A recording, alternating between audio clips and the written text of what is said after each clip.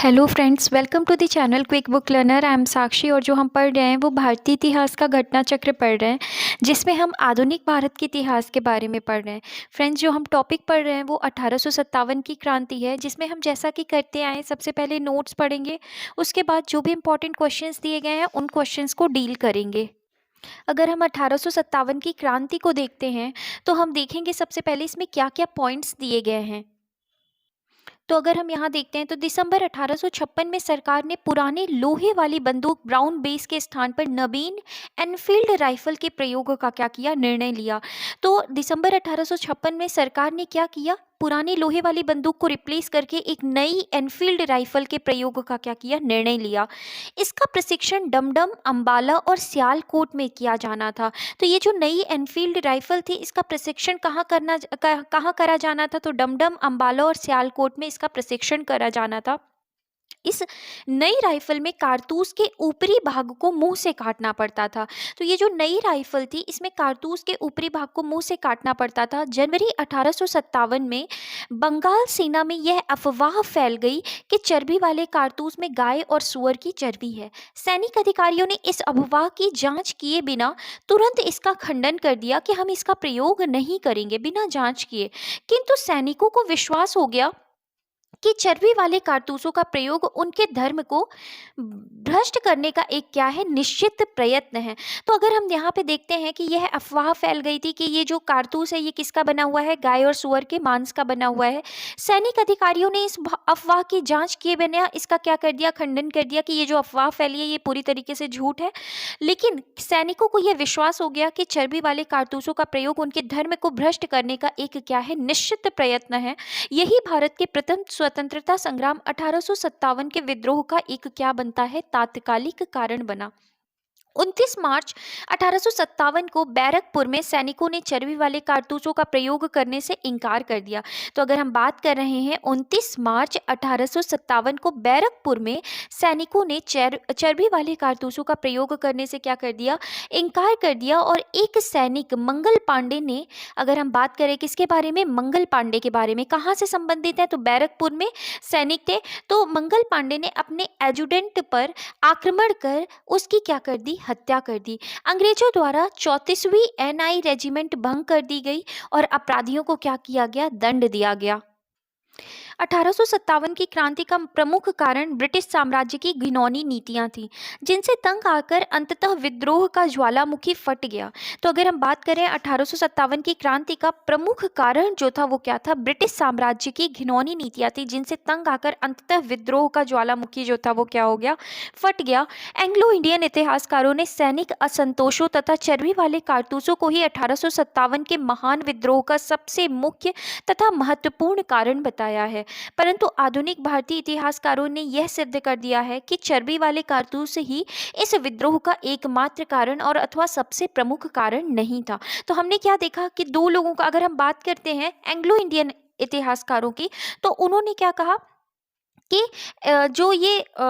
जो ये विद्रोह था ये सैनिक असंतोष तथा चर्बी वाले कारतूसों को ही 1857 के महान विद्रोह का सबसे मुख्य तथा महत्वपूर्ण कारण बताया। लेकिन अगर वहीं हम बात करते हैं आधुनिक भारतीय इतिहासकारों की, तो वो ये मानते हैं कि चर्बी वाले कारतूस ही इस विद्रोह का एक मात्र कारण अथवा सबसे प्रमुख कारण नहीं था। चर्बी वाले कारतूस तथा सैनिक का विद्रोह तो केवल एक चिंगारी थी, जिसने उन समस्त विस्फोटक पदार्थों में जो राजनैतिक, सामाजिक, धार्मिक और आर्थिक कारणों से एकत्रित हुए थे, आग लगा दी और जिसने दावानल का रूप धारण किया। 1857 की क्रांति का प्रारंभ 10 मई को मेरठ से हुआ था।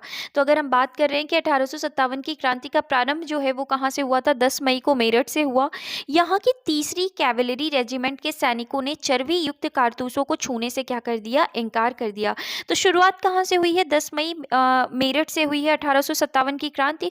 और यहाँ की जो 3री कैवेलरी रेजिमेंट थी, वो उन्होंने, सैनिकों ने क्या किया, चर्बी युक्त कारतूसों को छूने से क्या कर दिया, इनकार कर दिया तथा खुलेआम क्या कर दी, बगावत कर दी।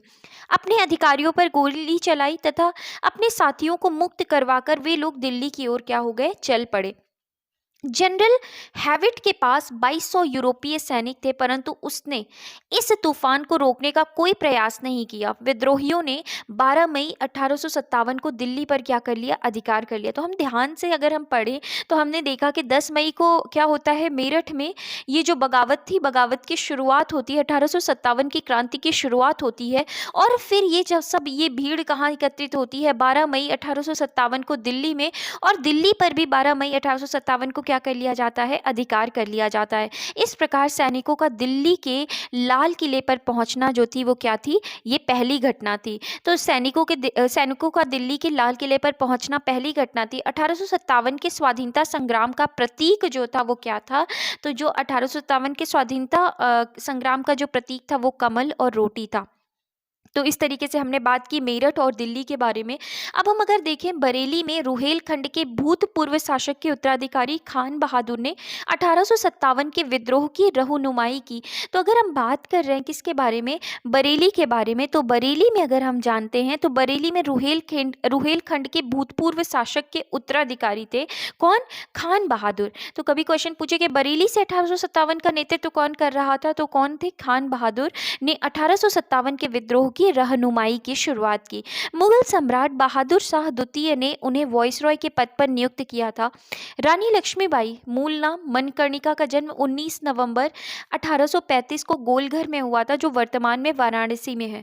उनके पिता मोरोपंत झांसी के महाराजा गंगाधर राव के दरबार में गए। उस समय लक्ष्मीबाई की उम्र जो थी वो 13 वर्ष की थी। 14 वर्ष की उम्र में उनका विवाह झांसी के महाराजा गंगाधर राव के साथ हुआ। इनकी मृत्यु ग्वालियर में हुई थी। किनकी हम बात कर रहे हैं, तो हम बात कर रहे हैं रानी लक्ष्मीबाई की मृत्यु कहाँ हुई, ग्वालियर में हुई थी। ग्वालियर में ही महारानी लक्ष्मीबाई की समाधि स्थित है। इसके बाद अगर हम बात करते हैं, रानी लक्ष्मीबाई झांसी के अंतिम मराठा राजा गंगाधर राव की क्या थी, विधवा थी। जब किसी उत्तराधिकारी के अभाव में राजा गंगाधर राव की मृत्यु हो गई तो डलहौजी ने व्यपगत सिद्धांत के अंतर्गत 1854 में झांसी का ब्रिटिश साम्राज्य में क्या करना चाहा, विलय करना चाहा या विलय कर लिया। झांसी में जून 1857 में रानी लक्ष्मीबाई के नेतृत्व में विद्रोह का श्री गणेश हुआ। तो अगर हम बात कर रहे हैं झांसी से, तो झांसी से 1857 की क्रांति में कौन लड़ा, तो रानी लक्ष्मीबाई। जून 1857 में रानी लक्ष्मीबाई के नेतृत्व में विद्रोह का श्री गणेश हुआ। अंग्रेज जनरल यूरोज से लड़ते हुए 17 जून 1858 को वो वीर गति को प्राप्त हुई। रानी की मृत्यु पर यूरोज ने कहा था, भारतीय विद्रोहियों में यहाँ सोई हुई औरत अकेली मर्द है। तो मतलब इस तरीके से उनका सम्मान जाहिर किया था कि मतलब वही एक ऐसी महिला थी जिन्होंने एकदम पुरुष की भांति क्या किया था, युद्ध में भाग लिया था। तो हमने देखा कि वो कब वीरगति को प्राप्त हुई, 17 जून 1858 को। और उन्होंने लड़ाई में भाग कब लिया था, तो 1757 की क्रांति में भाग कब लिया था, जून 1857 में। तो इस तरीके से हमने देखा। और अगर हम बात करते हैं तो यूरोज ने कहा था कि भारतीय विद्रोहियों में यहाँ सोई हुई औरत अकेली क्या है, मर्द है। मतलब रानी लक्ष्मीबाई के परिप्रेक्ष्य में कहा था। इसके बाद हम बात करते हैं अब किसके बारे में, लखनऊ के बारे में। लखनऊ अवध में विद्रोह का जो प्रारंभ है वो कब हुआ था, 30 मई 1857 को हुआ। विद्रोह का नेतृत्व जो है वो बेगम हजरत महल ने किया। उन्होंने अपने अल्पवयस्क बेटे विरजिस कादिर को नवाब घोषित किया। हम बात कर रहे हैं अवध के बारे में। तो अवध में जो विद्रोह का प्रारंभ हुआ वो कब हुआ, 30 मई 1857 में हुआ। विद्रोह का जो नेतृत्व है वो कौन कर रही थी, बेगम हजरत महल ने किया। उन्होंने अपने अल्पवयस्क बेटे विरजिस कादिर को नवाब घोषित किया तथा प्रशासन की बागडोर अपने हाथ में ले ली। अंत में 21 मार्च 1858 को कैंपबेल ने गोरखा रेजिमेंट की सहायता से लखनऊ पर क्या कर लिया, पुनः अधिकार कर लिया। तो हमें ध्यान रखना है कि लखनऊ पर 1857 की क्रांति का नेतृत्व किसने किया, बेगम हजरत महल ने। लेकिन इसका दमन किसके द्वारा किया गया, इनका दमन जो है वो 21 मार्च 1858 को कैंपबेल ने गोरखा रेजिमेंट की सहायता से लखनऊ पर क्या कर लिया, पुनः अधिकार कर लिया। कानपुर में 5 जून 1857 को नाना साहेब को पेशवा मानकर स्वतंत्रता की घोषणा की गई। नाना साहेब को सेनापति तात्या टोपे से बहुत सहायता मिली थी। तो ठीक उसी तरीके से कानपुर से जो लड़ रहे थे वो नाना साहेब थे, और नाना साहेब की सहायता कौन कर रहे थे? तात्या टोपे कर रहे थे। अजीमुल्ला खां नाना साहेब के क्या थे? सलाहकार थे। तो अजीमुल्ला खां जो थे ये नाना साहेब के क्या थे? सलाहकार थे। इन्होंने नाना साहेब के सचिव के रूप में भी कार्य किया था। इन्हें क्रांति दूत के नाम से भी जाना जाता है। कि इन्हें अजीमुल्ला खां को क्या क्रांति दूत के नाम से भी जाना जाता है? तात्या टोपे को रामचंद्र पांडुरंग के नाम से भी जाना जाता है। तो हमें ध्यान रखना है कि तात्या टोपे को किस नाम से जाना जाता है? तो रामचंद्र पांडुरंग के नाम से भी जाना जाता है। और अगर हम बात करते हैं क्रांति दूत किसे कहा जाता था, तो अजीमुल्ला खां को जो है वो क्रांति दूत के नाम से भी जाना जाता था। वे 1857 के भारतीय विद्रोह के प्रमुख नेता थे। इनका जन्म महाराष्ट्र में ययोला गांव में हुआ था। उनके एक विश्वसनीय मित्र मान सिंह ने उन्हें धोखा देकर उस समय पकड़वा दिया जब वे पारो के जंगलों में अपने कैंप में शयन कर रहे थे। यहाँ से उन्हें पकड़कर शिवपुरी लाया गया। किसके बारे में हम बात करें? तात्या टोपे के बारे में। उन्हें पकड़कर कहाँ ले जाया गया? शिवपुरी। और सैनिक अदालत में 18 अप्रैल 1859 को फांसी दे दी गई। तो हम अगर बात करते हैं तात्या टोपे को, तो मानसिक की वजह से 18 अप्रैल 1859 को क्या दे दी गई? तात्या टोपे को फांसी दे दी गई। कहाँ पर? शिवपुरी में। 1857 में जगदीशपुर में विद्रोह की अगुवाई करने वाले कुंवर सिंह बिहार के तत्कालीन शाहाबाद जिले के जगदीशपुर से संबंधित थे। तो हमने देखा कि अगर हम बिहार की बात करें तो बिहार से जो 1857 के युद्ध का नेतृत्व है वो किसने किया था? बिहार के जगदीशपुर से कुंवर सिंह ने किया था। तो इस तरीके से हमने बिहार के बारे में भी देखा। अब इसके बाद अगर हम देखते हैं तो असम में 1857 की क्रांति के समय वहां के दीवान मनीराम दत्त ने वहां के अंतिम राजा के पौत्र कंदपेश्वर सिंह को राजा घोषित करके विद्रोह की शुरुआत की। तो अगर हम बात करें असम में 1857 की क्रांति के समय वहां के दीवान कौन थे? मनीराम दत्त ने वहां के अंतिम राजा के पौत्र कंदपेश्वर सिंह को राजा घोषित करके विद्रोह की शुरुआत की, परंतु शीघ्र ही विद्रोह का दमन करके मनीराम को फांसी दे दी गई। आउवा के ठाकुर कुशल सिंह ने 1857 ईस्वी की क्रांति में अंग्रेजों और जोधपुर की संयुक्त सेना को क्या किया था? पराजित किया था। कहाँ के ठाकुर ने? आउवा के ठाकुर कुशल सिंह ने। मौलवी अहमदुल्ला शाह ने फैजाबाद में 1857 के विद्रोह को अपना नेतृत्व प्रदान किया। तो अगर हम बात करते हैं तो फैजाबाद से किसने नेतृत्व किया था? तो अहमदुल्ला खान शाह ने 1857 के युद्ध का क्या किया था? नेतृत्व किया था। वह मूलतः तमिलनाडु में अरकाट के रहने वाले थे, पर वह फैजाबाद में आकर बस गए थे। उन्होंने भारत के विभिन्न धर्मानुयायियों का आह्वान करते हुए कहा कि सारे लोग काफिर अंग्रेजों के विरुद्ध खड़े हो जाओ और उन्हें भारत से बाहर खदेड़ दो। इनके बारे में अंग्रेजों ने कहा कि वह अदम्य साहस के गुणों से परिपूर्ण और दृढ़ संकल्प वाले व्यक्ति तथा विद्रोहियों में सर्वोत्तम सैनिक हैं। इनकी गिरफ्तारी के लिए ब्रिटिश सरकार ने 50,000 रुपए का इनाम रखा था।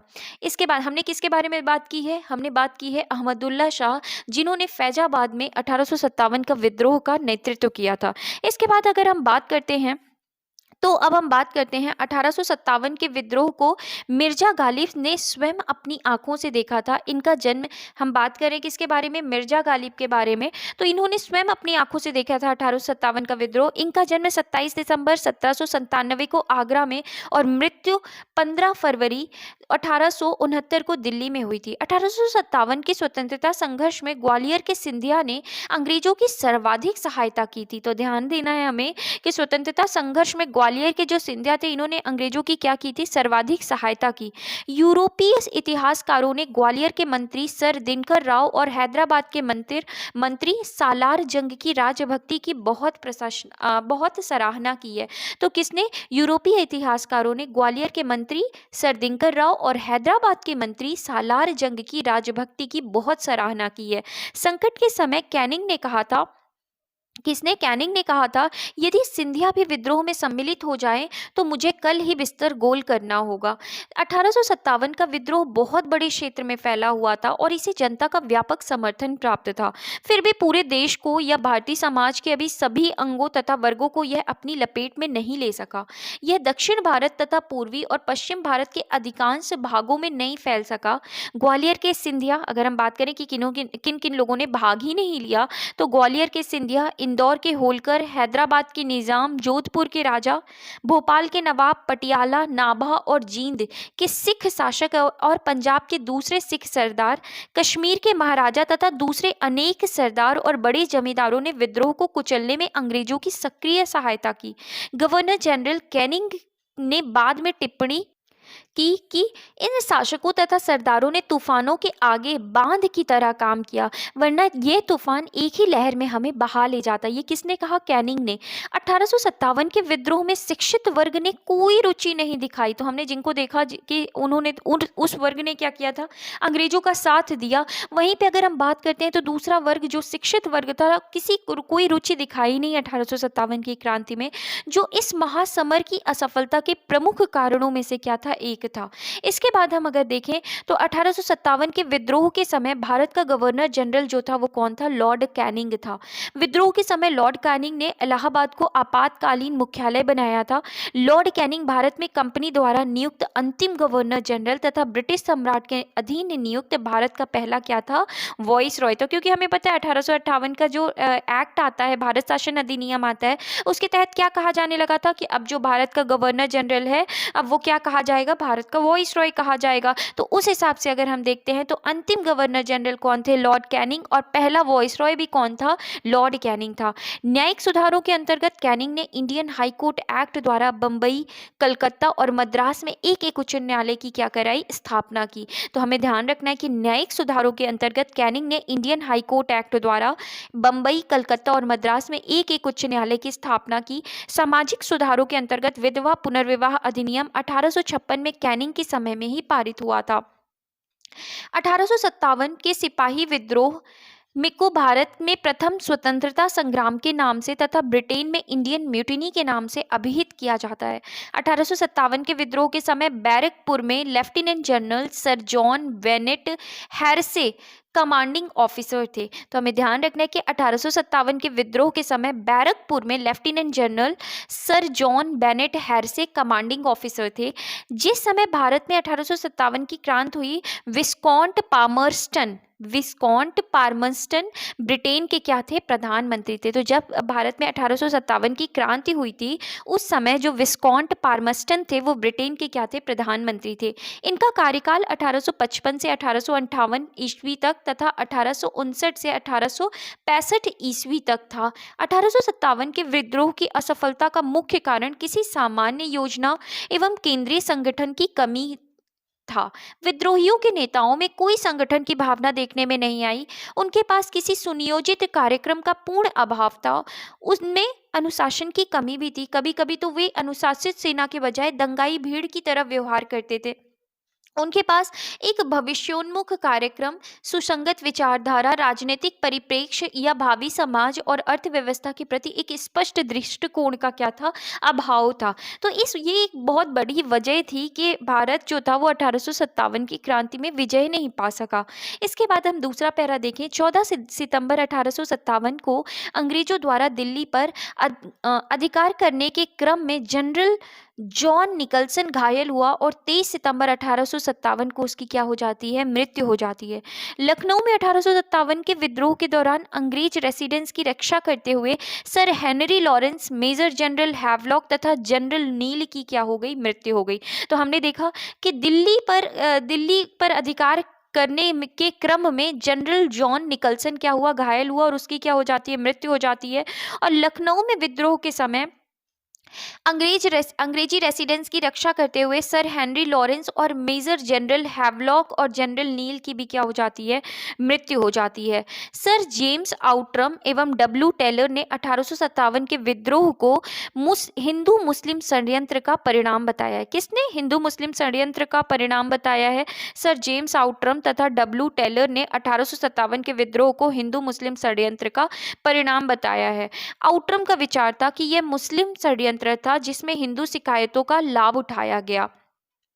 जॉन लॉरेंस और सीले के अनुसार यह केवल सैनिक विद्रोह था। तो अगर हम बात करते हैं किसके बारे में, जॉन लॉरेंस और सीले के अनुसार देखें तो यह मात्र केवल क्या था, सैनिक विद्रोह था। टी.आर. होम्स के अनुसार अगर हम बात करते हैं तो यह बर्बरता और सभ्यता के बीच क्या था, युद्ध था। वी.डी. सावरकर ने अपनी पुस्तक the Indian war of independence 1857 में इस विद्रोह को सुनियोजित स्वतंत्रता संग्राम की क्या दी है, संज्ञा दी है। किसने, वी.डी. सावरकर ने। वी.डी. सावरकर की बुक का नाम था the Indian war of independence 1857 में इस विद्रोह को सुनियोजित स्वतंत्रता संग्राम की संज्ञा दी है। उन्होंने इसे स्वतंत्रता की पहली लड़ाई कहा था। 1857 के भारतीय स्वाधीनता आंदोलन में सरकारी इतिहासकार सुरेंद्रनाथ सेन ने थे, जिनकी पुस्तक 1857, तो हमें ध्यान रखना है कि सुरेंद्रनाथ सेन की जो पुस्तक थी उसका नाम क्या था, 1857, 1857 था।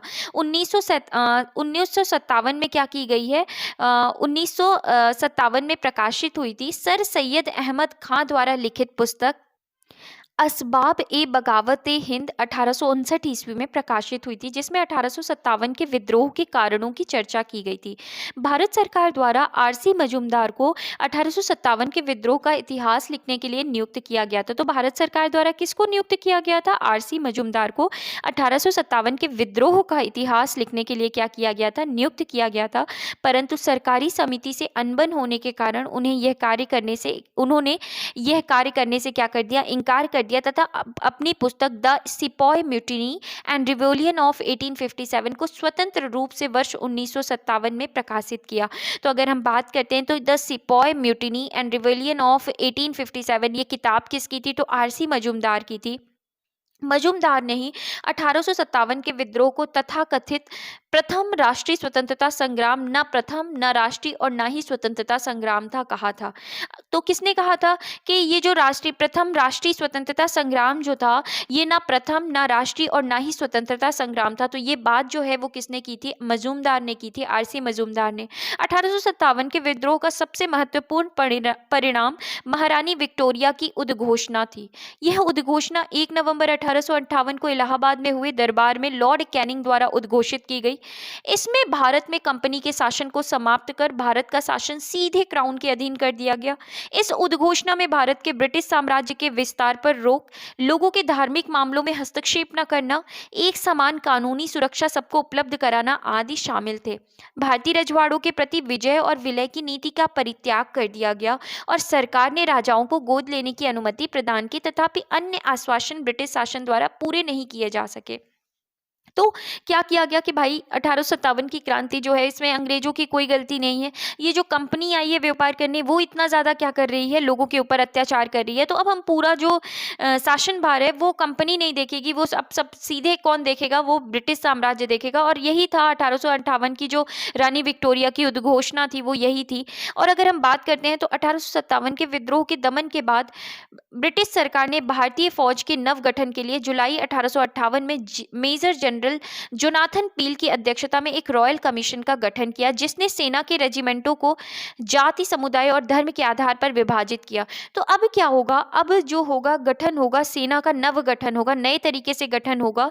और इसमें जो 1858 में मेजर जनरल जोनाथन पील की अध्यक्षता में क्या बनाया गया, रॉयल कमीशन बनाया गया और इसी को पील आयोग भी कहते हैं। तो पील आयोग का गठन किया गया, जिसमें क्या किया गया था, जिसमें सेना के रेजिमेंट को जाति, समुदाय और धर्म के आधार पर विभाजित किया। यूरोपीय सैनिकों की संख्या जो 1857 से पूर्व 45,000 थी अब 65,000 कर दी गई, तथा भारतीय सैनिकों की संख्या जो 2,38,000 थी से घटाकर कितनी कर दी गई, 1,40,000 कर दी गई। तो अब क्या किया गया, क्योंकि 1857 की क्रांति में उन्होंने क्या किया है, हमने देखा कि जो भारतीय सेना थी उन्होंने क्या कर दिया है, पूरी तरीके से विद्रोह कर दिया। तो अब ये रिस्क नहीं लेना चाहते थे अगली बार के लिए, तो इन्होंने क्या किया, यूरोपीय सेनाओं में या यूरोपीय सैनिकों की संख्या को बढ़ाया और भारतीय सैनिकों की संख्या को क्या कर दिया, घटा दिया। बंगाल में यूरोपीय सैनिकों का भारतीय सैनिकों से 1:2 मतलब 1:2 का क्या रखा गया, अनुपात रखा गया। तो बंगाल में यूरोपीय सैनिकों का भारतीय सैनिकों से कितना अनुपात कर रखा गया, 1:1:2 का क्या रखा गया, अनुपात रखा गया। जबकि मद्रास तथा बंबई में यह अनुपात 1:3 का रखा गया। 1857 के विद्रोह के बाद ब्रिटिश सरकार ने सिपाहियों का चयन गोरखा, सिख एवं पंजाब के उत्तर प्रांत से किया। तो अब विद्रोह के बाद ब्रिटिश सरकार ने सिपाहियों का जो चयन था वो कहाँ से किया था? गोरखा, सिख और पंजाब के उत्तर प्रांत से किया था। तो इस तरीके से हमने एक्सप्लेनेशन देखा। अब हम बात करते हैं क्वेश्चंस के बारे में। पहला क्वेश्चन है कि अंग्रेजी भारतीय सेना में चर्बी वाले कारतूसों से चलने वाली एनफील्ड राइफल कब शामिल की गई थी? तो ये कब शामिल की गई थी? दिसंबर 1856 में शामिल की गई थी। अगर हम एक्सप्लेनेशन की बात करें तो दिसंबर 1856 में सरकार ने पुराने लोहे वाली बंदूक ब्राउन बेस के स्थान पर नवीन एनफील्ड राइफल के प्रयोग का निर्णय लिया। इसका प्रशिक्षण डमडम, अंबाला और सियालकोट में दिया जाना था। इस नई राइफल में कारतूस के ऊपरी भाग को मुंह से काटना पड़ता था। जनवरी 1857 में बंगाल सेना में यह अफवाह फैल गई कि चर्बी वाले कारतूस में गाय और सूअर की चर्बी है। सैनिक अधिकारियों ने इस अफवाह की जांच किए बिना तुरंत इसका खंडन कर दिया, किंतु सैनिकों को विश्वास हो गया कि चर्बी वाले कारतूसों का प्रयोग उनके धर्म को भ्रष्ट करने का एक निश्चित प्रयत्न है। यही भारत के प्रथम स्वतंत्रता संग्राम 1857 के विद्रोह का तात्कालिक कारण बना। तो इस तरीके से पहले प्रश्न का हमने एक्सप्लेनेशन देखा। अगला क्वेश्चन है, भारत के प्रथम स्वतंत्रता संग्राम का मुख्य तात्कालिक कारण क्या था? तो तात्कालिक कारण क्या था? लॉर्ड डलहौजी की हड़प नीति, अंग्रेजों का धर्म में हस्तक्षेप का संदेह, सैनिक असंतोष या भारत का आर्थिक शोषण। तो जो भारत में प्रथम स्वतंत्रता संग्राम का मुख्य तात्कालिक कारण था वो जो था वो अंग्रेजों का धर्म में हस्तक्षेप का क्या था? संदेह था। तो इस तरीके से अगर हम एक्सप्लेनेशन क्योंकि ऑलरेडी एक्सप्लेन किया है तो यहाँ नहीं दिया है। तीसरा क्वेश्चन है कि मंगल पांडे की घटना हुई थी। तो मंगल पांडे की जो घटना थी वो कहाँ से जुड़ी हुई थी? बैरकपुर में हुई थी। अगर हम एक्सप्लेनेशन देखें तो 29 मार्च 1857 को बैरकपुर में सैनिकों ने चर्बी वाले कारतूसों का प्रयोग करने से इनकार कर दिया और एक सैनिक मंगल पांडे ने अपने एजुडेंट पर आक्रमण कर उसकी हत्या कर दी। नेक्स्ट क्वेश्चन है, मंगल पांडे कहाँ के विप्लव से जुड़े थे? तो मंगल पांडे कहाँ से जुड़े थे? तो मंगल पांडे जो थे वो कहाँ से थे? बैरकपुर से थे। तो इसके बाद अगला क्वेश्चन है, मंगल पांडे सिपाही था। तो मंगल पांडे जो था वो कौन सी जो नेटिव इन्फेंट्री का सिपाही था? तो मंगल पांडे जो थे वो 34वीं बंगाल नेटिव इन्फेंट्री के क्या थे? सिपाही थे। क्या यहाँ पर दिया हुआ है 34वीं बंगाल नेटिव इन्फेंट्री? नहीं दिया गया है, इसलिए इसमें से चारों ही ऑप्शन क्या हैं? गलत हैं। अगर हमें अगला यहाँ एक्सप्लेनेशन देखें तो मंगल पांडे 34वीं बंगाल नेटिव इन्फेंट्री के 6वीं कंपनी में एक सैनिक सिपाही थे। अगला क्वेश्चन है कि 1857 के विद्रोह के दौरान बहादुर शाह ने किसे साहब ए आलम बहादुर का खिताब दिया था? तो साहब ए आलम बहादुर का खिताब बहादुर शाह द्वारा किसे दिया गया था? तो किसे दिया गया था? बख्त खां को दिया गया था। अगर हम एक्सप्लेनेशन देखें तो 1857 के विद्रोह के दौरान बहादुर शाह ने बख्त खान को साहब ए आलम बहादुर का खिताब दिया था। बख्त खान एक पख्तून था। ईस्ट इंडिया कंपनी में वह सूबेदार के पद पर था तथा कंपनी की ओर से उसने प्रथम अंग्रेज अफगान युद्ध में भाग लिया था। बहादुर शाह ने अपने बड़े पुत्र मिर्जा मुगल अथवा मिर्जा जहीरुद्दीन को मुख्य सेनापति घोषित किया, किंतु विद्रोह में वास्तविक नेतृत्व जो था वो किसके पास था? बख्त खान के पास था। इसके बाद अगला क्वेश्चन है कि 1857 की क्रांति का प्रमुख कारण क्या था? तो प्रमुख कारण जो था वो क्या था? तो ब्रिटिश साम्राज्य की जो नीति थी ना, ये प्रमुख कारण था 1857 की क्रांति का। इसके बाद अगर हम एक्सप्लेनेशन देखें तो 1857 की क्रांति का प्रमुख कारण ब्रिटिश साम्राज्य की घिनौनी नीतियां थी, जिनसे तंग आकर अंततः विद्रोह का ज्वालामुखी फूट पड़ा। नेक्स्ट क्वेश्चन है, 1857 में लंदन से प्रकाशित होने वाले समाचार पत्र टाइम्स के संवाददाता कौन थे, जिन्होंने लिखा था कि उत्तरी भारत में गोरे आदमी की गाड़ी को कोई भी मित्रतापूर्ण दृष्टि से नहीं देखता था? तो ये किसने लिखा था? तो ये जो लिखा था ये लंदन टाइम्स में ये लिखा था WH रसेल ने लिखा था कि उत्तरी भारत में गोरे आदमी की गाड़ी को कोई भी मित्रतापूर्ण दृष्टि से नहीं देखता था। इसके बाद अगर हम यहाँ एक्सप्लेनेशन देखें तो 1857 में लंदन से प्रकाशित टाइम समाचार पत्र में WH रसेल ने लिखा था कि उत्तर भारत में गोरे आदमी की गाड़ी को कोई भी मित्रतापूर्ण दृष्टि से नहीं देखता था। अगला क्वेश्चन है, 1857 की क्रांति जो थी वो सर्वप्रथम कहाँ से प्रारंभ हुई? तो सर्वप्रथम कहाँ से प्रारंभ हुई थी? मेरठ से प्रारंभ हुई थी। अगर हम यहाँ एक्सप्लेनेशन देखें तो 1857 की क्रांति का प्रारंभ 10 मई को मेरठ से हुआ था। यहाँ की 3री कैवेलरी रेजिमेंट के सैनिकों ने चर्बी युक्त कारतूसों को छूने से इनकार कर दिया तथा खुलेआम बगावत कर दी। इसी वजह से क्या था, ये विद्रोह हुआ। अगला क्वेश्चन है कि 1857 की क्रांति सर्वप्रथम कहाँ हुई? तो सर्वप्रथम कहाँ हुई थी? मेरठ में हुई थी।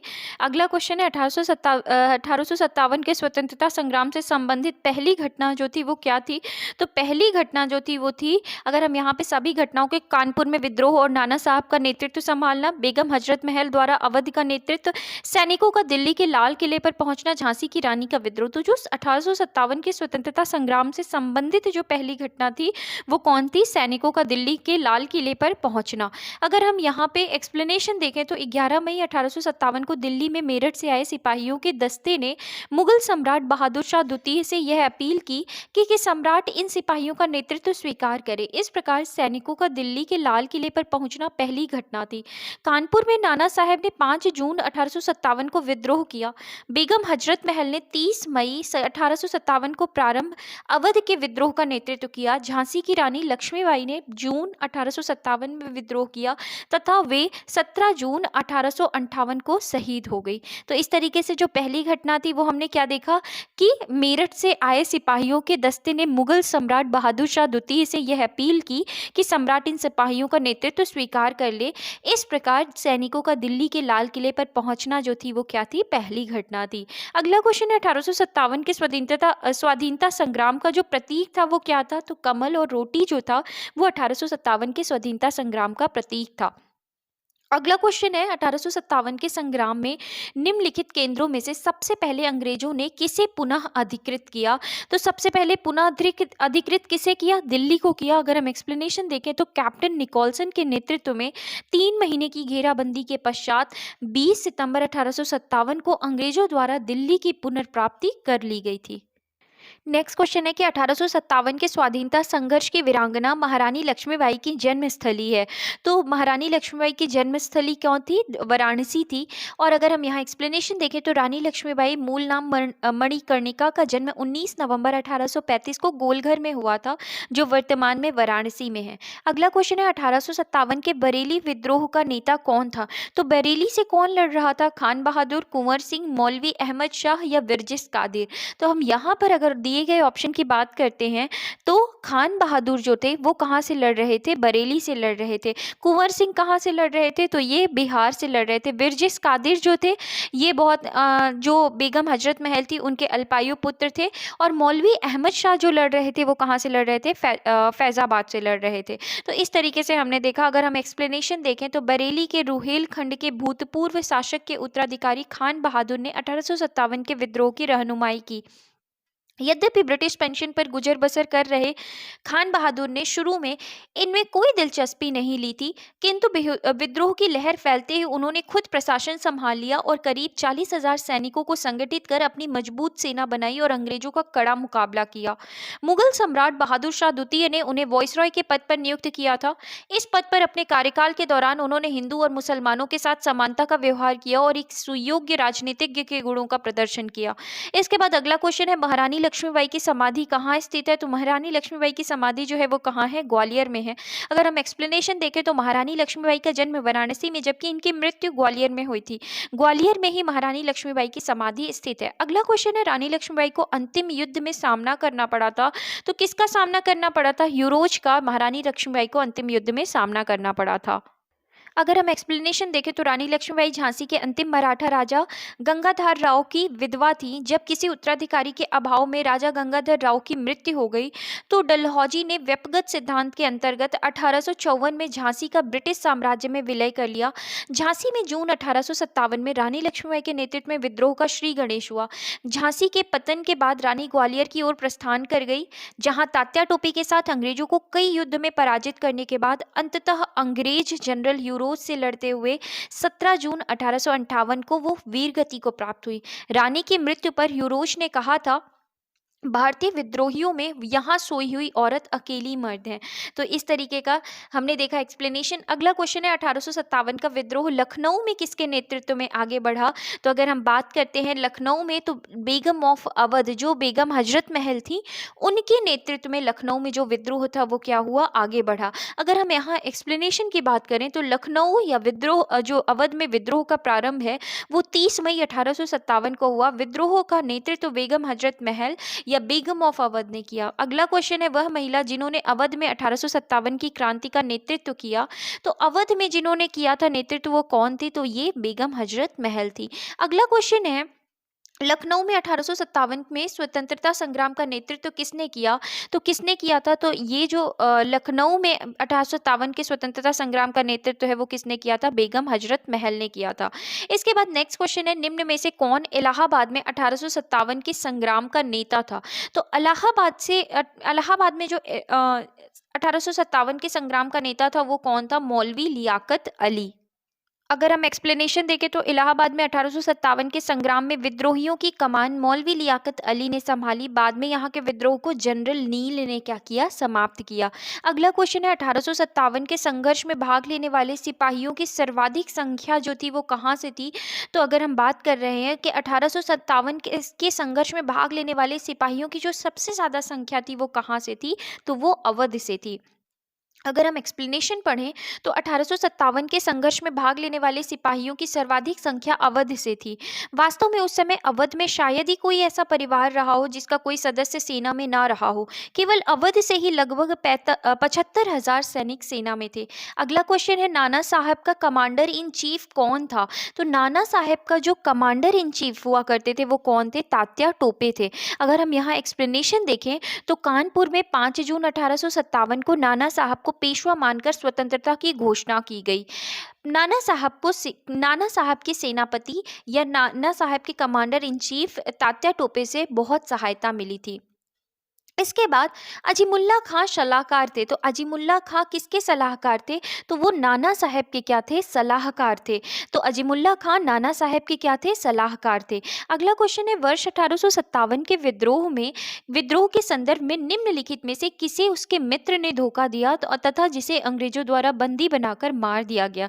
तो वो कौन था? तो वो तात्या टोपे था जिनके मित्र जिनका नाम मान सिंह था, उन्होंने तात्या टोपे को धोखा दिया और अंग्रेजों के द्वारा उनको उसी धोखे के कारण अंग्रेजों ने इन्हें क्या कर लिया? बंदी बनाकर इन्हें शिवपुरी में क्या कर दिए? फांसी दे दी।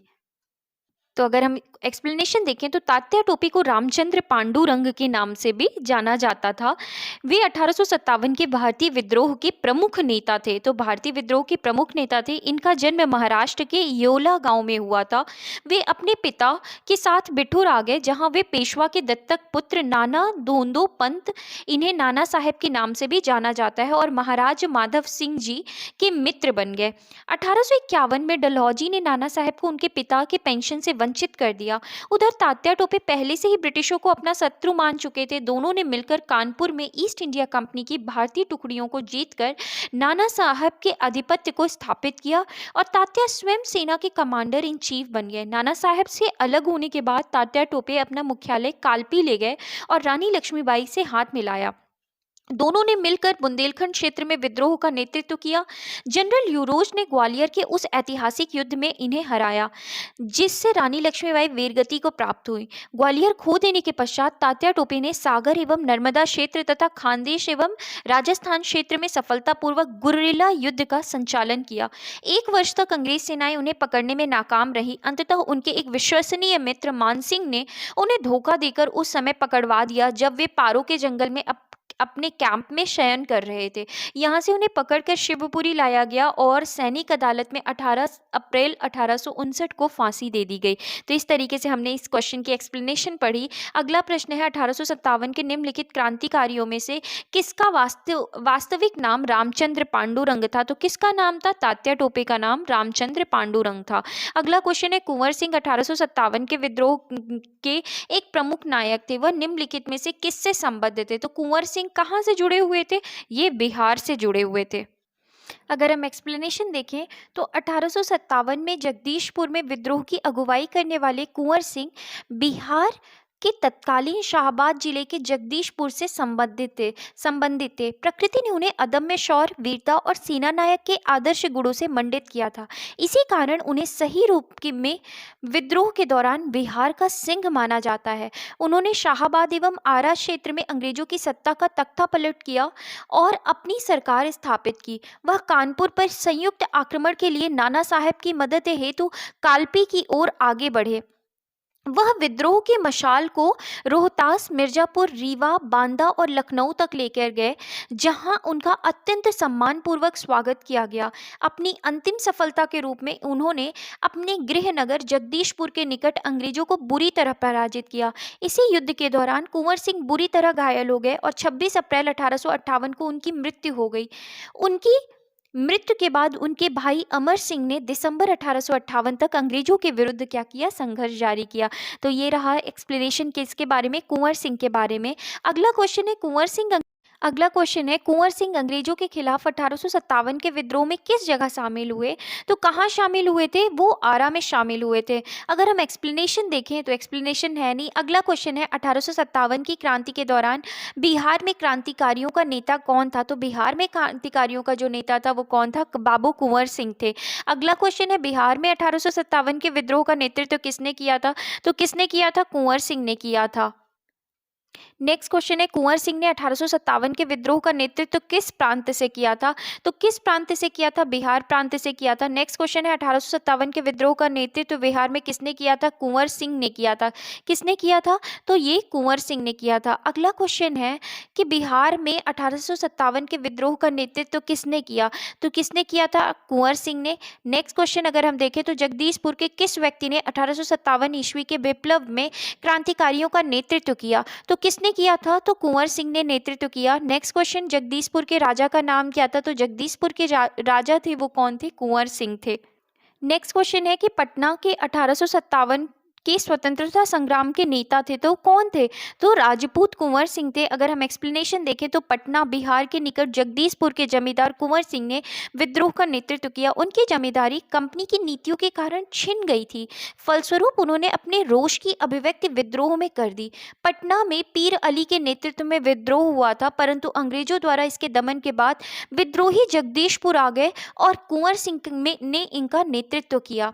हैदर अली खान और जियोधर सिंह ने गया में विद्रोहियों को संगठित किया था। अगला क्वेश्चन है निम्नलिखित में से कौन असम में 1857 की क्रांति का नेता था। तो किससे संबंधित हम बात करें, असम में। तो असम में 1857 की क्रांति का नेता जो था वो कौन था, तो दीवान मनीराम दत्त था। अगर हम एक्सप्लेनेशन देखें तो असम में 1857 की क्रांति के समय वहाँ के दीवान मनीराम दत्त ने वहाँ के अंतिम राजा के पौत्र कंदपेश्वर सिंह को राजा घोषित करके विद्रोह की क्या की, शुरुआत की, परंतु शीघ्र ही विद्रोह का दमन करके मनीराम को क्या दे दी गई, फांसी दे दी गई। इसके बाद अगला क्वेश्चन है 1857 के विद्रोह का बिहार में 15 जुलाई 1857 से 20 जनवरी 1858 तक जो केंद्र था वो कहाँ था। तो ये जो केंद्र था ये कहाँ था, जगदीशपुर में था। अगला अगर हम एक्सप्लेनेशन देखें तो बिहार में 1857 के विद्रोह का केंद्र जगदीशपुर था, जहां जमींदारी कुंवर सिंह के नेतृत्व संभाला और शाहाबाद जिले में अंग्रेजों की सत्ता का तख्ता पलटकर अपनी सरकार स्थापित की। अप्रैल 1858 में कुंवर सिंह की मृत्यु के बाद उनके भाई अमर सिंह ने दिसंबर 1858 तक संघर्ष जारी रखा। अंततः बिहार के विद्रोह को पटना डिवीजन के कमिश्नर विलियम टेलर और बंगाल गोलंदाज फौज के मेजर विंसेंट आयर द्वारा दबा दिया गया। अगला क्वेश्चन अगर हम देखें, नेक्स्ट क्वेश्चन है कि 1857 की क्रांति में अंग्रेजों व जोधपुर की संयुक्त सेना को पराजित करने वाला कौन था। तात्या टोपे, टोंक के नवाब वजीर खां, महाराजा राम सिंह या आउवा के ठाकुर कुशल सिंह। तो हमने जब नोट्स पढ़ा था तो हमने देखा था कि आउवा के ठाकुर कुशल सिंह ने अंग्रेजों व जोधपुर की संयुक्त सेना को क्या किया था, पराजित किया था। अगर हम यहाँ एक्सप्लेनेशन देखें तो आउवा के ठाकुर कुशल सिंह ने 1857 ईस्वी की क्रांति में अंग्रेजों और जोधपुर की संयुक्त सेना को पराजित किया था। अगला क्वेश्चन है निम्नलिखित में से कौन सा स्थल राजस्थान में 1857 की क्रांति का केंद्र नहीं था। तो अजमेर, नीमच और आउवा के अलावा जो जयपुर था वो 1857 की क्रांति का केंद्र जो नहीं था। अगर हम यहाँ एक्सप्लेनेशन देखें तो प्रश्नगत विकल्पों में 1857 की क्रांति का केंद्र जयपुर नहीं था, शेष स्थल 1857 की क्रांति से संबंधित है। अगला क्वेश्चन है निम्नलिखित में से किसने 1857 में अंग्रेजों अंग्रेजों से संघर्ष किया। तो अंग्रेजों से संघर्ष किसने किया था 1857 में? तो अगर हम यहाँ पर बात करते हैं तो शहादत खान ने 1857 में अंग्रेजों से क्या किया? संघर्ष किया। एक्सप्लेनेशन अगर हम देखें तो 1857 के विद्रोह में शहादत खान ने इंदौर में अंग्रेजों से संघर्ष किया था। अगला क्वेश्चन है, निम्नलिखित में से कौन 1857 के विद्रोह में अंग्रेजों का सबसे कट्टर दुश्मन था? तो अंग्रेजों का जो सबसे कट्टर दुश्मन था 1857 में, वो कौन था? मौलवी अहमदुल्लाह शाह। अगर हम बात करते हैं तो मौलवी अहमदुल्लाह शाह ने फैजाबाद में 1857 के विद्रोह को अपना नेतृत्व प्रदान किया। यह अंग्रेजों के सबसे कट्टर दुश्मन थे। वह मूलतः तमिलनाडु के अरकाड के रहने वाले थे, पर वह फैजाबाद में आकर बस गए थे।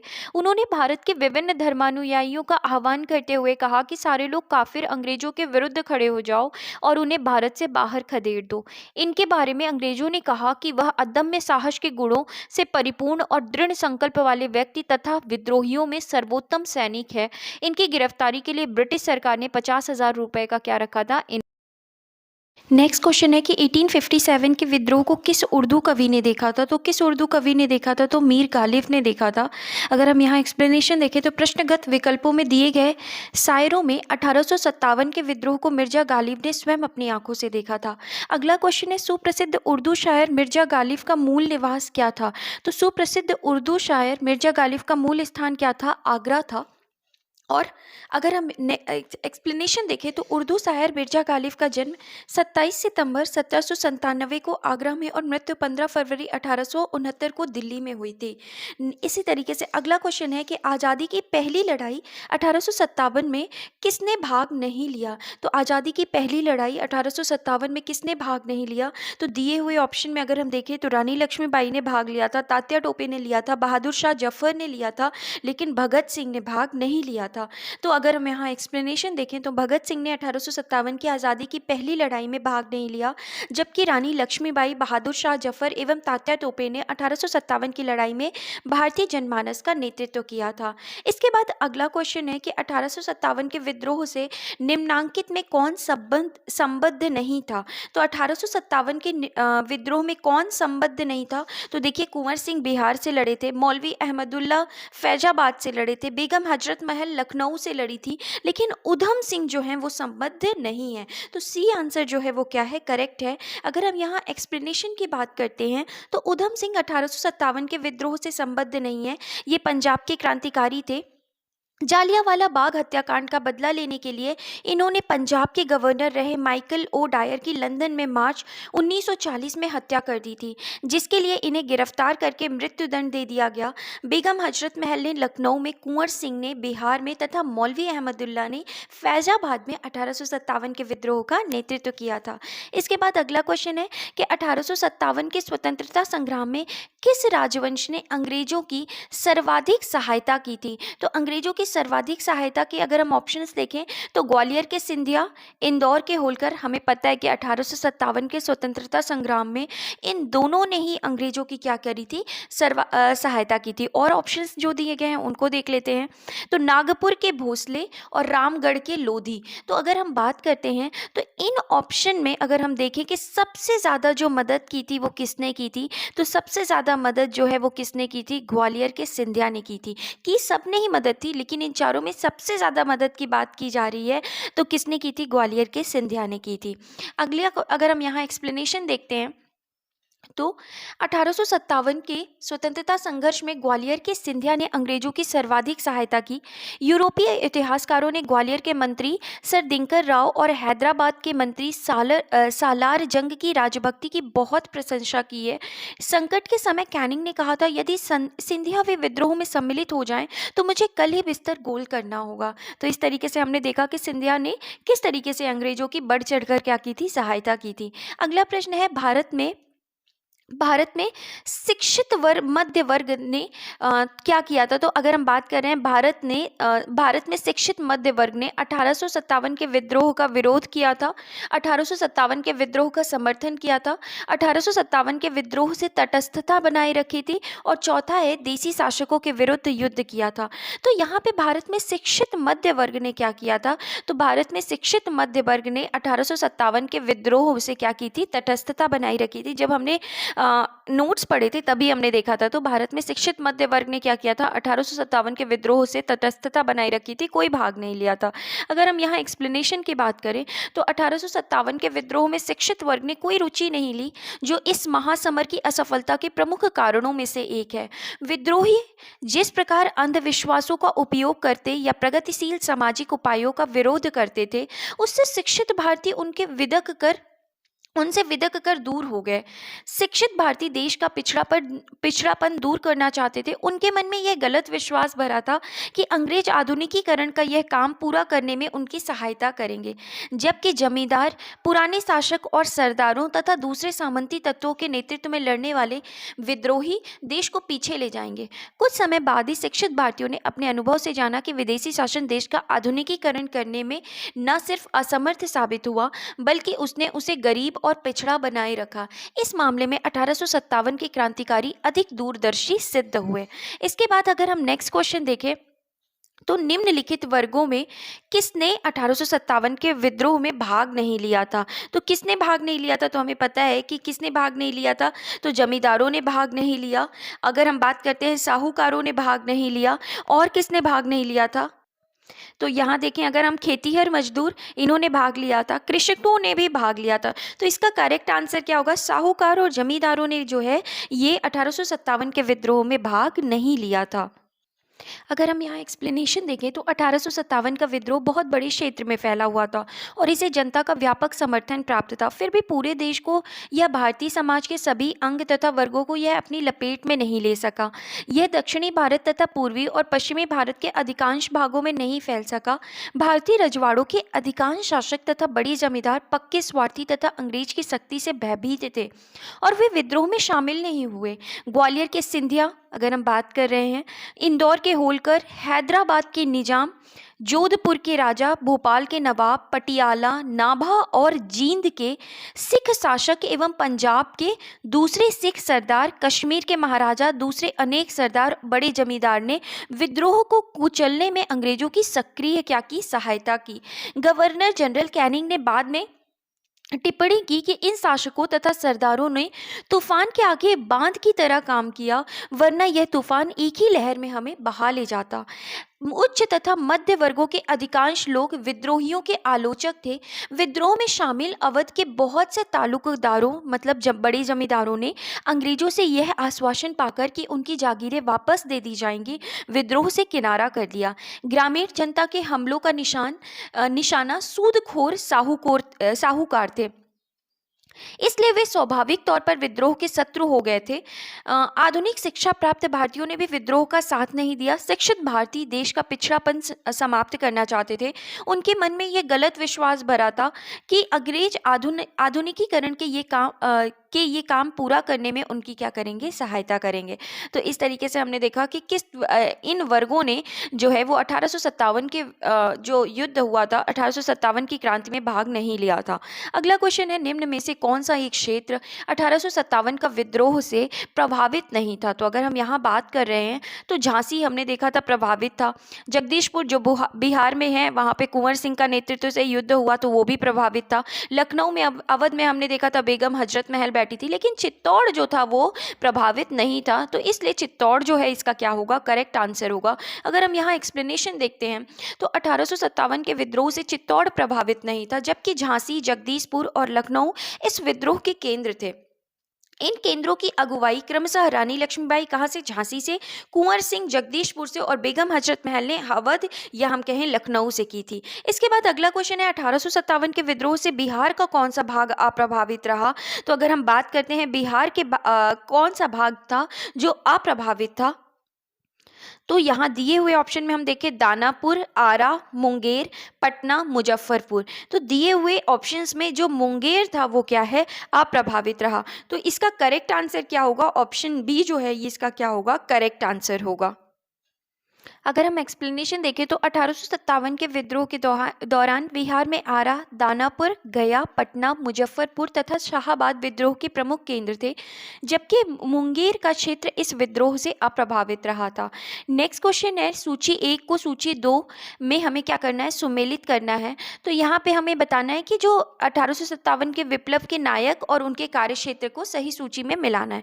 तो अगर हम यहाँ पर बात करते हैं तो नाना साहेब कहाँ से थे, तो नाना साहेब कानपुर से थे। कुंवर सिंह कहाँ से थे, तो कुंवर सिंह बिहार से थे। यहाँ पे बिहार डायरेक्टली नहीं दिया गया है तो आरा से।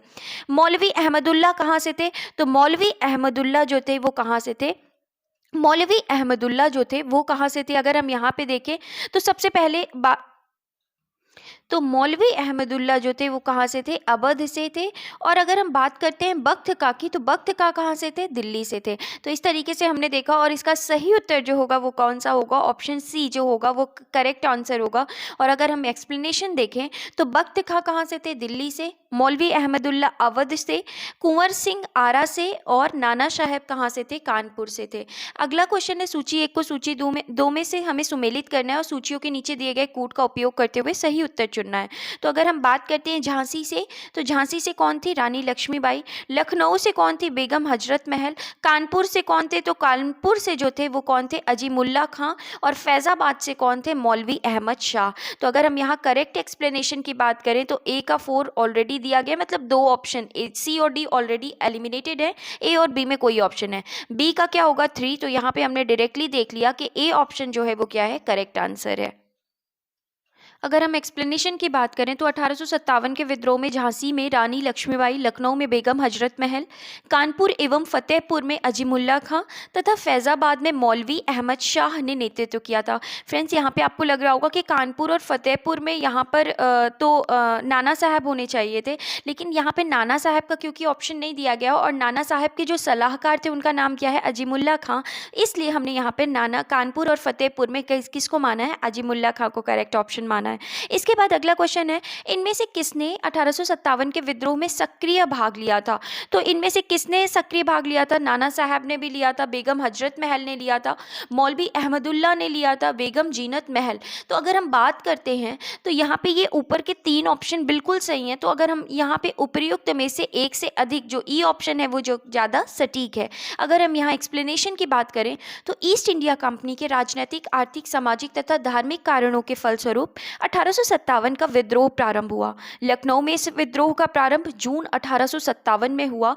यहाँ पर इस विद्रोह का नेतृत्व बेगम हजरत महल ने किया था। कानपुर में अगर हम बात कर रहे हैं, लखनऊ में किसने किया, तो लखनऊ में बेगम हजरत महल ने किया था। कानपुर में इस विद्रोह का नेतृत्व नाना साहब के द्वारा किया गया और फैज़ाबाद में इस विद्रोह का नेतृत्व जो है वो मौलवी अहमदुल्ला ने किया। जबकि बहादुर शाह जफर की पत्नी बेगम जीनत महल ने अप्रत्यक्ष रूप से इस विद्रोह में भाग लिया था। इस प्रकार दिए गए प्रश्न के सभी विकल्पों में से सही उचित उत्तर जो है वो क्या होगा, विकल्प ई होगा। इसके बाद अगला क्वेश्चन है, सूची 1 को सूची 2 के साथ सुमेलित करना है और यहाँ पे क्रांतिकारियों के नाम है और वो किस स्थान से जुड़े हुए थे। तो अगर हम बात करते हैं तो नाना साहब कहाँ से जुड़े हुए थे, कानपुर से। इसके बाद अगर हम बात करते हैं तो मनी राम दीवान कहाँ से जुड़े हुए थे, असम से जुड़े हुए थे।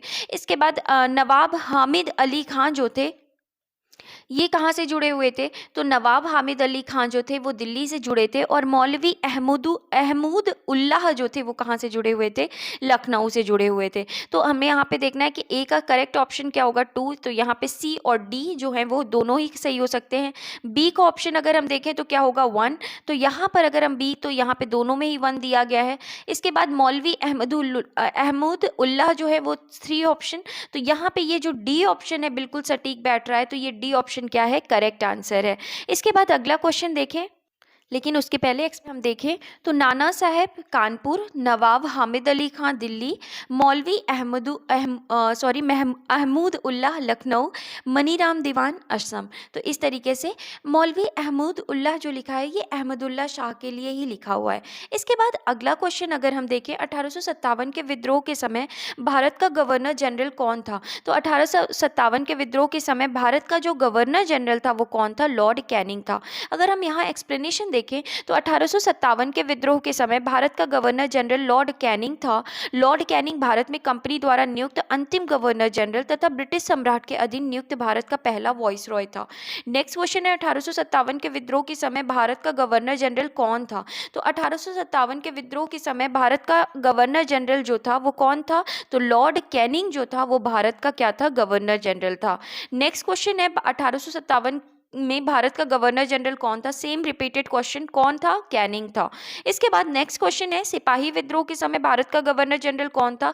तो सिपाही विद्रोह मतलब इसी के बारे में बात की जा रही है। 1857 का जो विद्रोह था उस समय जो भारत के गवर्नर जनरल थे वो कौन थे? लॉर्ड कैनिंग थे। नेक्स्ट क्वेश्चन है 1857 विद्रोह के समय बैरकपुर में कौन ब्रिटिश कमांडिंग ऑफिसर था? तो 1857 के विद्रोह के समय बैरकपुर में कौन ब्रिटिश कमांडिंग ऑफिसर था? तो जो ब्रिटिश कमांडिंग ऑफिसर था वो कौन था? हैरिसे था। तो हमें ध्यान रखना है कि 1857 के विद्रोह के समय बैरकपुर में कौन ब्रिटिश कमांडिंग ऑफिसर था? हैरिसे था। और अगर हम एक्सप्लेनेशन देखें तो मार्च 1857 में 34वीं बंगाल नेटिव इन्फेंट्री के सिपाही मंगल पांडे के विद्रोह के समय बैरकपुर में lieutenant general sir John Bennet Hearsey commanding officer थे। इसके बाद अगला क्वेश्चन है 1857 में किसने इलाहाबाद को आपातकालीन मुख्यालय बनाया था? तो आपातकालीन मुख्यालय किसने बनाया था? लॉर्ड कैनिंग ने बनाया था। अगर हम यहाँ एक्सप्लेनेशन की बात करें तो 1857 के विद्रोह के समय तत्कालीन गवर्नर जनरल लॉर्ड कैनिंग ने इलाहाबाद को आपातकालीन मुख्यालय बनाया था। नेक्स्ट क्वेश्चन है 1857 के विद्रोह के समय ब्रिटिश प्रधानमंत्री कौन थे? तो ब्रिटिश प्रधानमंत्री कौन थे? तो पामर्स्टन जो है वो 1857 के विद्रोह के समय ब्रिटिश प्रधानमंत्री थे। अगर हम यहाँ एक्सप्लेनेशन देखें तो जिस समय भारत में 1857 की क्रांति हुई, ब्रिटेन में विस्कॉन्ट पामर्स्टन जो थे ब्रिटेन का प्रधानमंत्री था। उसका कार्यकाल 1855 से 1858 ईस्वी तक तथा 1859 से 1865 ईस्वी तक था। इसके बाद नेक्स्ट क्वेश्चन है निम्नलिखित में से किसका नाम 1857 के विद्रोह से नहीं जुड़ा है? तो किसका नाम नहीं जुड़ा है? तो अगर हम देखें यहाँ पे colonel Saint लेगर, colonel वेलिस, lieutenant colonel Gibbs, उपर्युक्त सभी, तो ये तीनों ही जो हैं वो 1857 के विद्रोह से नहीं जुड़े हुए हैं। तो नेक्स्ट क्वेश्चन अगर हम देखें 1857 का विद्रोह मुख्यतः किस कारण से असफल रहा? तो अगर हम यहाँ पे कारण देखें तो हिंदू मुस्लिम एकता की कमी, दूसरा है किसी सामान्य योजना तथा केंद्रीय संगठन की कमी, तीसरा है इसके प्रभाव का सीमित क्षेत्र और चौथा ऑप्शन है जमींदारों की सहभागिता। तो अगर हम बात करें तो बी ऑप्शन सबसे सटीक उत्तर है कि किसी सामान्य योजना और केंद्रीय संगठन की कमी के कारण जो 1857 का विद्रोह था वो क्या रहा? असफल रहा। अगर हम यहाँ एक्सप्लेनेशन की बात करें तो 1857 के विद्रोह की असफलता का मुख्य कारण किसी सामान्य योजना एवं केंद्रीय संगठन की कमी था। विद्रोहियों ने नेताओं में कोई संगठन की भावना देखने में नहीं आई। तो 82 वर्षीय मुगल सम्राट बहादुर शाह कमजोर था, उसके द्वारा विभिन्न सरदारों का आह्वान करना काफ़ी नहीं था। साथ ही विद्रोहियों ने वीरता तो दिखाई और सरकार का विनाश करने पर वे तुले हुए भी प्रतीत होते थे, किंतु ऐसा करने के लिए उनके पास किसी सुनियोजित कार्यक्रम का पूर्ण अभाव था। उनमें अनुशासन की कमी थी। कभी कभी तो वे अनुशासित सेना के बजाय दंगाई भीड़ की तरह व्यवहार करते थे। विदेशी शासन के प्रति एक साझी घृणा को छोड़कर कोई संबंध सूत्र नेताओं के बीच नहीं था। किसी क्षेत्र विशेष से ब्रिटिश सत्ता को उखाड़ फेंकने के बाद उन्हें पता भी नहीं होता था कि उसकी जगह किस प्रकार की राजनीतिक सत्ता या संस्थाएं स्थापित की जाएं। उनके पास एक भविष्योन्मुखी कार्यक्रम, सुसंगत विचारधारा, राजनीतिक परिप्रेक्ष्य या भावी समाज और अर्थव्यवस्था के प्रति एक स्पष्ट दृष्टिकोण का अभाव था। नेक्स्ट क्वेश्चन है 1857 का प्रथम स्वतंत्रता संग्राम असफल हुआ क्योंकि? तो 1857 का जो प्रथम स्वतंत्रता संग्राम है वो असफल हुआ। क्यों असफल हुआ? तो यहाँ पे ऑप्शन है कि भारतीय सिपाहियों में उद्देश्य की एकता की कमी थी, दूसरा प्रायः भारतीय राजाओं ने ब्रिटिश सरकार का साथ दिया, तीसरा ऑप्शन है ब्रिटिश सिपाही कहीं अच्छे सज्जित और संगठित थे। तो यहाँ पर डी ऑप्शन बोला गया है उपर्युक्त सभी। तो उपर्युक्त सभी जो है ये ऑप्शन जो है ये 1857 के प्रथम स्वतंत्रता संग्राम में असफल होने के क्या थे? कारण थे। अगर हम यहाँ पे एक्सप्लेनेशन देखें तो विद्रोह के समय भारतीय में एकता के अभाव के चाहे जो भी कारण रहे हों, किंतु विद्रोह के समय ये घातक सिद्ध हुआ। विद्रोहियों के लक्ष्य को धक्का पहुंचाने के लिए अकेली कमजोरी नहीं थी। भारतीय सिपाही बहादुर तथा स्वार्थ रहित तो थे, मगर उनमें अनुशासन और एकता का अभाव था। बंबई और मद्रास की सेनाएं राजभक्त रहीं। अवध और रुहेलखंड के तथा अन्य उत्तरी भारत के सामंतवादी तत्वों ने विद्रोह का नेतृत्व किया, किंतु दूसरी ओर अन्य सामंतवादी तत्वों ने जैसे पटियाला, जींद, ग्वालियर और हैदराबाद के राजाओं ने इस विद्रोह के दमन में सहायता की। यूरोपीय इतिहासकारों ने ग्वालियर के मंत्री सर दिनकर राव और हैदराबाद के मंत्री सालार जंग की राजभक्ति की बहुत सराहना की है। रणनीति और रणकौशल की दृष्टि से भी अंग्रेजी सेनाएं भारतीय विद्रोहियों से बहुत आगे थी। वे भारतीय सिपाहियों की तुलना में अधिक सुसज्जित थी। अतः 1857 के विद्रोह की असफलता के उपयुक्त सभी कारण जो थे वो क्या थे, जिम्मेदार थे। नेक्स्ट क्वेश्चन है कि अंग्रेज राजपूत राज्यों में 1857 के विद्रोह को दबाने में असफल रहे क्योंकि, तो पहला ऑप्शन है स्थानीय शासकों ने क्रांतिकारियों का साथ नहीं दिया। दूसरा, शिक्षित मध्य वर्ग अंग्रेजों का समर्थन कर रहा था।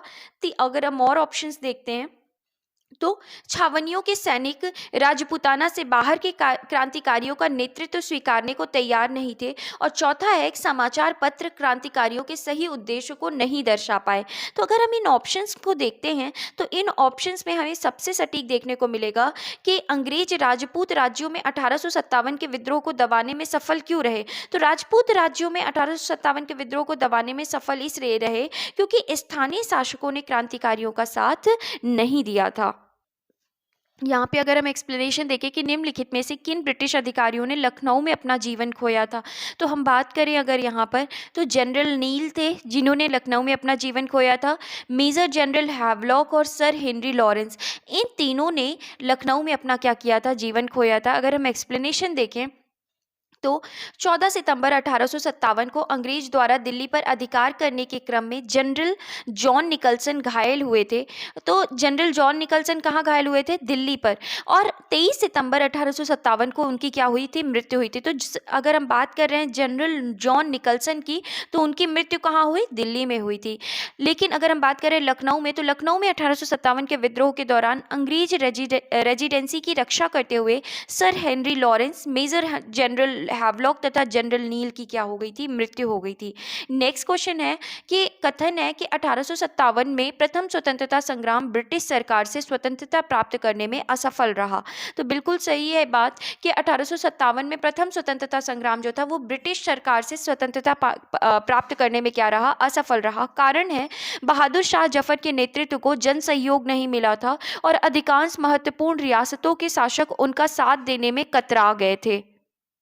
तो ये बी ऑप्शन कारण जो है बिल्कुल सही है। तो अगर हम यहाँ पे बात कर रहे हैं तो का और का दोनों सत्य हैं और जो ये कारण है वो कथन का क्या कर रहा है, सही स्पष्टीकरण कर रहा है। तो ए ऑप्शन बिल्कुल सही है। और अगर हम एक्सप्लेनेशन देखें तो प्रश्नगत कथन और कारण दोनों सत्य हैं तथा कारण कथन का सही स्पष्टीकरण है। यद्यपि 1857 के प्रथम स्वतंत्रता संग्राम के असफल होने के कई कारण थे, परंतु इनमें सर्वाधिक महत्वपूर्ण कारण अधिकांश प्रमुख रियासतों के शासकों द्वारा अंग्रेजों का समर्थन करना रहा है।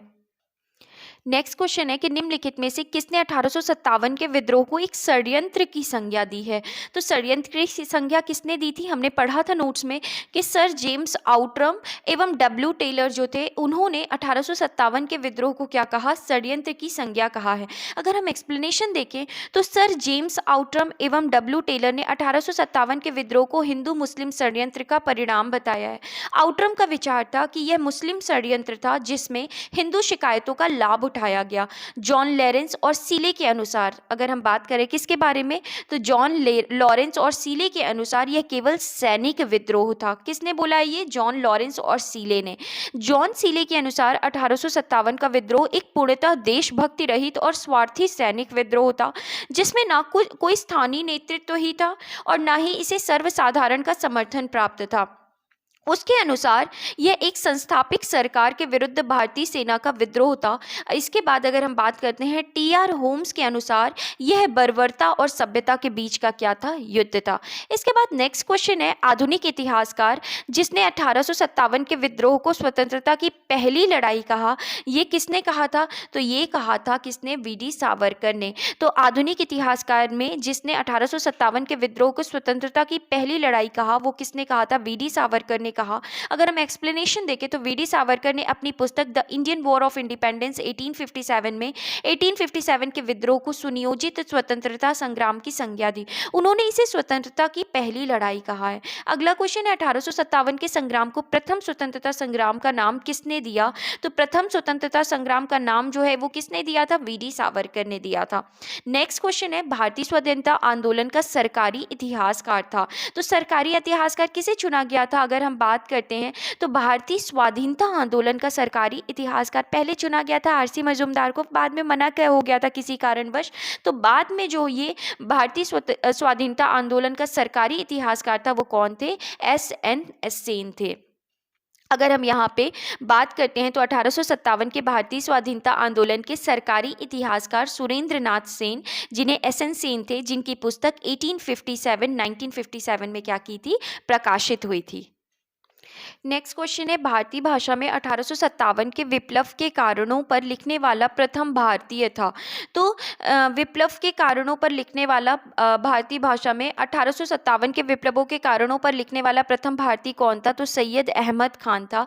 अगर हम यहाँ एक्सप्लेनेशन देखें तो सर सैयद अहमद खान द्वारा लिखित पुस्तक असबाब ए बगावत हिंद वर्ष 1859 में प्रकाशित हुई थी, जिसमें 1857 के विद्रोह के कारणों की चर्चा की गई थी। अगला प्रश्न है तथाकथित प्रथम राष्ट्रीय स्वतंत्रता संग्राम न प्रथम, न राष्ट्रीय और न ही स्वतंत्रता संग्राम था, यह कथन संबद्ध है। तो यह कथन किसने कहा था? आरसी मजूमदार ने कहा था। अगर हम यहाँ पर एक्सप्लेनेशन देखें तो आरसी मजूमदार ने अपनी पुस्तक the sepoy mutiny and rebellion of 1857 को स्वतंत्र रूप से वर्ष 1957 में प्रकाशित किया। मजूमदार ने ही 1857 के विद्रोह को तथाकथित प्रथम राष्ट्रीय स्वतंत्रता संग्राम, न प्रथम, न राष्ट्रीय और न ही स्वतंत्रता संग्राम था, यह कहा था। इसके बाद अगला क्वेश्चन है किसने लिखा था कि इस निर्णय से इनकार करना कठिन है कि तथाकथित 1857 का प्रथम राष्ट्रीय स्वतंत्रता संग्राम न तो प्रथम था, न राष्ट्रीय और न ही स्वतंत्रता संग्राम था। तो ये बात किसने की थी? आरसी मजूमदार ने की थी।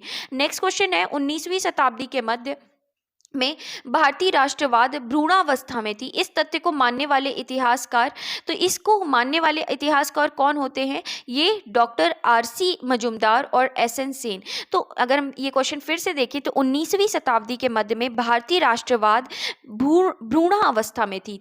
तो ये अगर बात ये किसने बोला है? तो आरसी मजूमदार और एस.एन. सेन के हिसाब से। अगर हम यहाँ एक्सप्लेनेशन देखें तो डॉक्टर आरसी मजूमदार और डॉक्टर एस.एन. सेन जैसे इतिहासकार 19वीं शताब्दी के मध्य में भारतीय राष्ट्रवाद को भ्रूणावस्था में मानते थे। नेक्स्ट क्वेश्चन है कि 1857 की क्रांति के बारे में निम्नलिखित में से कौन सी एक अवधारणा सही है? तो पहला है भारतीय इतिहासकार ने इसे भारतीय विद्रोह के रूप में वर्णित किया है। दूसरा, ब्रिटिश इतिहासकार ने इसे स्वाधीनता का संग्राम कहा है।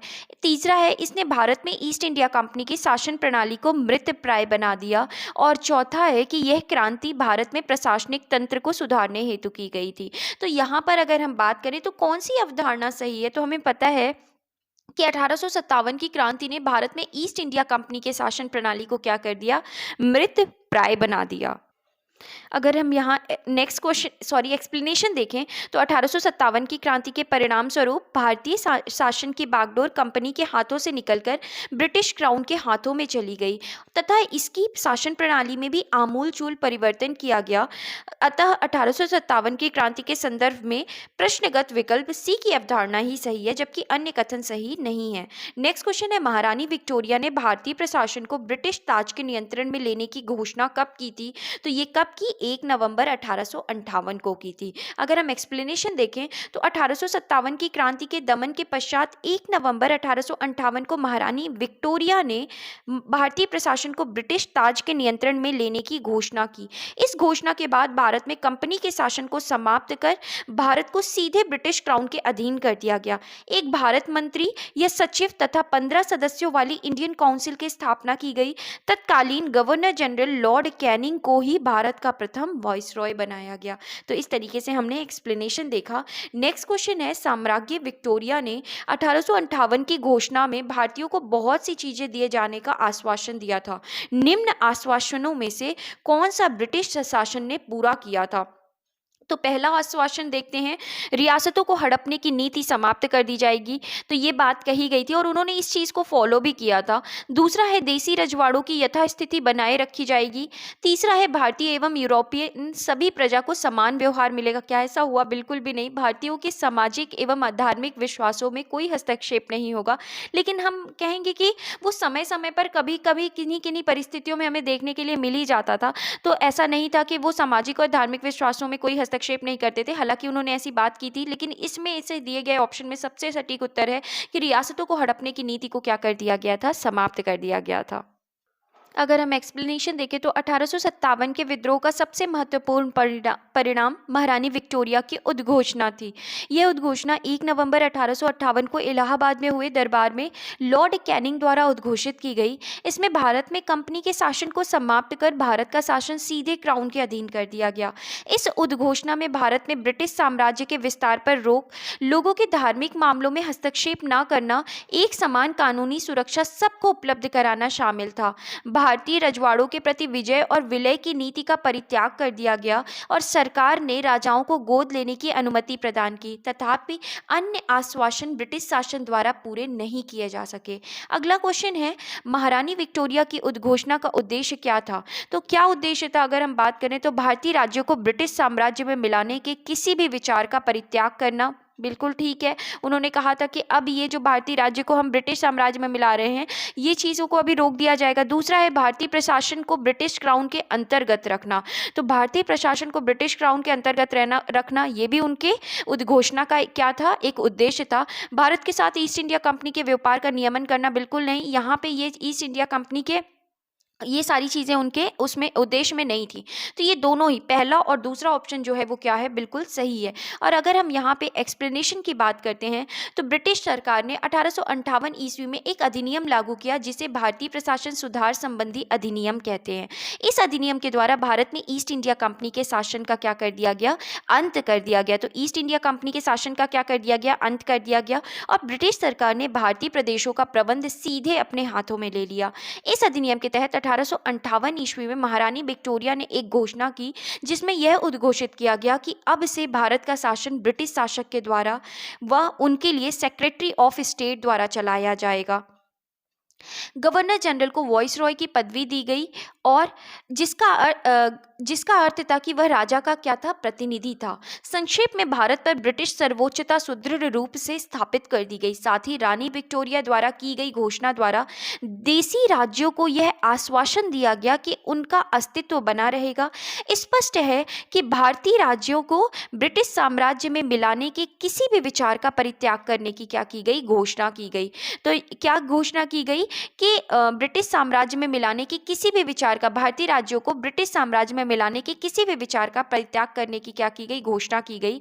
ब्रिटानिका द्वारा प्रकाशित द हिस्ट्री ऑफ इंडिया नामक पुस्तक के पृष्ठ 261 पर उल्लेखित है, the announcement reversed Lord Dalhousie prior policy of political unification through princely state annexation. इसका अर्थ होता है कि ये जो डलहौजी की व्यक्तिगत सिद्धांत था ना, कि मतलब हमें भारतीय राज्य को क्या करना है? छीन लेना है, उसको अपने कब्जे में कर लेना है, किसी देशी रियासत को छीन कर अपने कब्जे में कर लेना है, उस चीज़ को अब हम क्या करते हैं? खत्म करते हैं।